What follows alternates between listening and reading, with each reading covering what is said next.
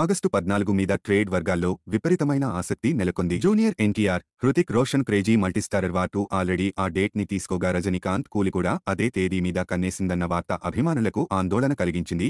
ఎందుకంటే రెండూ ఒకేసారి తలపడటం బిజినెస్ ఓపెనింగ్స్ పరంగా ఎంతమాత్రం క్షేమం కాదు. కానీ తాజా అప్డేట్ ప్రకారం ఈ పాన్ ఇండియా మూవీస్ క్లాష్ అయ్యే అవకాశం ఎంతమాత్రం లేదు. వార్ 2 వాయిదా ప్రసక్తే లేదని ఆ మేరకు యష్ రాజ్ ఫిల్మ్స్ తమ డిస్ట్రిబ్యూటర్లకు ముందస్తు సమాచారం ఇచ్చి థియేటర్లు బుక్ చేసే పనిలో ఉన్నట్టు ముంబై రిపోర్ట్ దృష్టిలో కూలిని మరో తేదీకి తీసుకురావాలని చూస్తున్నట్టు చెన్నై టాక్. ఇంకా ఖరారు కానప్పటికీ వార్ 2తో ఫేస్ ఆఫ్ ఉండదని బయ్యర్లకు స్పష్టత ఇవ్వడంతో దానికి అనుగుణంగా నిర్ణయం తీసుకునే పనిలో ఉన్నట్టు తెలిసింది.